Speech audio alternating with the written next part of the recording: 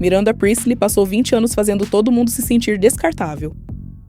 E em O Diabo Veste Prada 2, chegou a vez dela. E talvez seja por isso que esse filme incomoda tanto, porque a gente entrou esperando ver Miranda humilhando todas as pessoas, mas a continuação faz algo muito mais cruel. Ela coloca Miranda diante da única coisa que ela nunca conseguiu demitir: o tempo.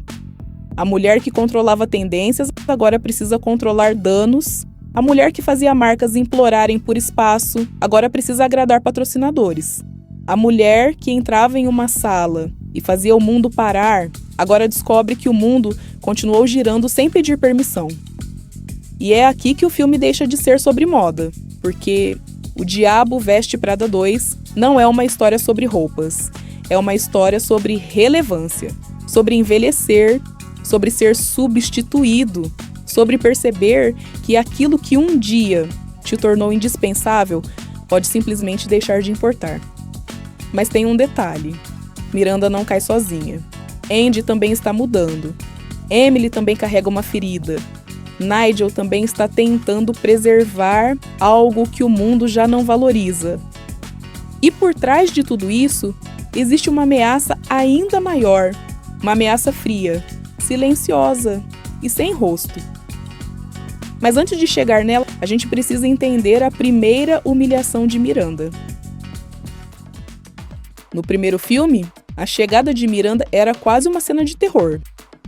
Alguém avisava que ela estava chegando e o prédio inteiro entrava em estado de emergência. Sapatos mudavam de direção, mesas eram arrumadas, pessoas prendiam a respiração. Miranda não precisava gritar, o medo chegava antes dela. Só que em O Diabo Veste Prada 2, a entrada dela tem outro sabor. Ela chega poderosa, elegante, imponente, mas já chega atrasada. A runway está sendo atacada. Uma polêmica explodiu. A internet já julgou, as marcas já começaram a se afastar, os patrocinadores já estão fazendo contas.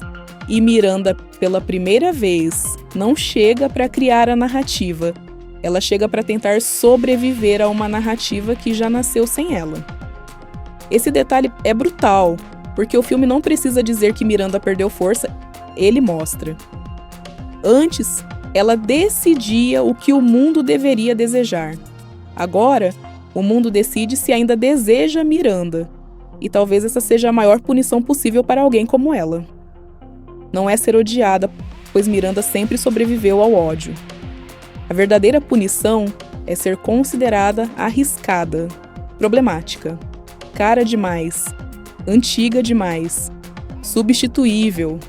Mas aqui existe uma camada ainda mais cruel. Miranda não está fraca. A antiga Miranda continua ali. A frieza continua. A ironia continua. O instinto predador continua. Só que agora, ela precisa esconder, porque em 2006, ser temida era uma marca de poder. Mas em 2026, ser temida pode destruir uma marca. E para Miranda Priestly, não poder ser Miranda talvez seja pior do que perder. Mas enquanto ela tenta se adaptar, o filme revela que Andy também não voltou intacta. No final do primeiro filme, Andy joga o telefone fora.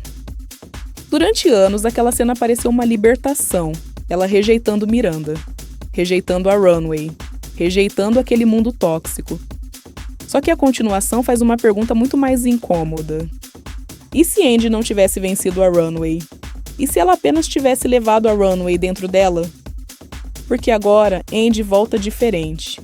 Ela está mais elegante, mais segura, mais estratégica, mais consciente do próprio poder.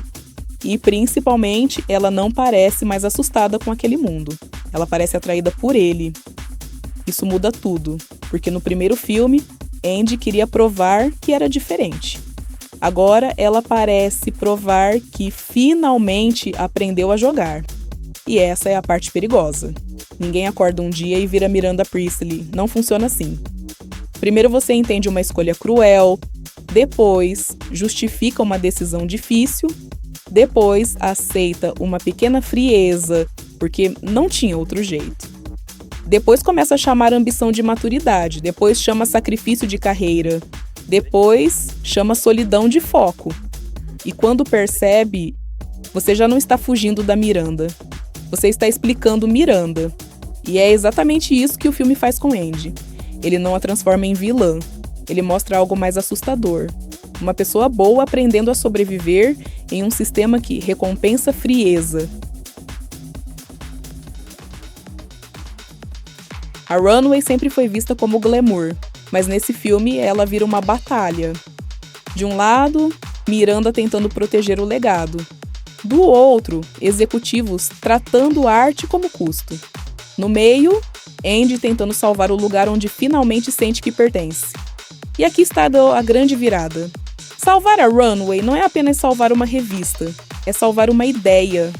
A ideia de que beleza ainda importa, que curadoria ainda importa, que uma capa ainda pode parar uma conversa, que uma imagem ainda pode atravessar gerações, que moda ainda pode ser arte, não apenas produto.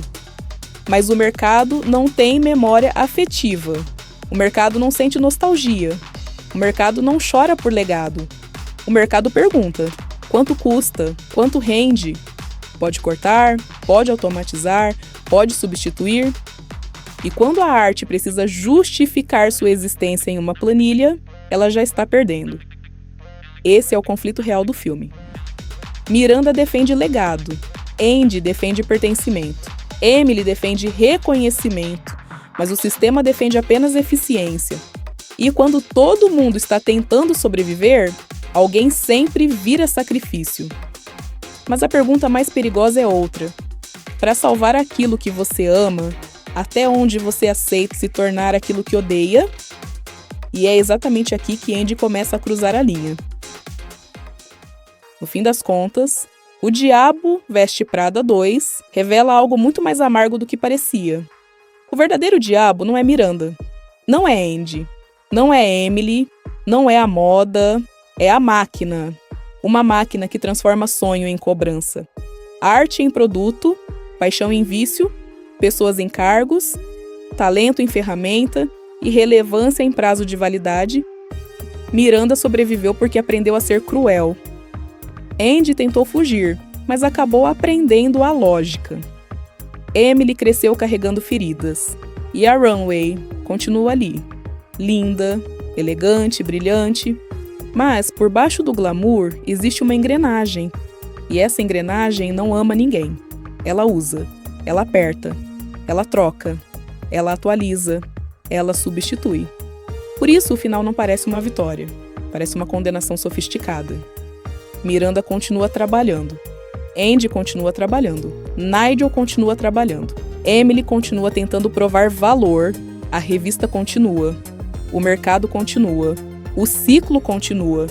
É como se o filme dissesse: parabéns, vocês sobreviveram, agora voltem ao trabalho.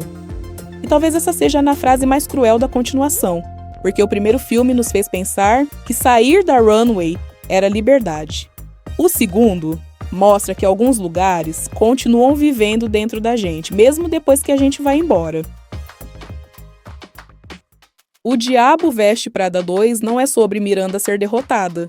É sobre Miranda finalmente ser tratada do mesmo jeito que ela tratou tantas pessoas.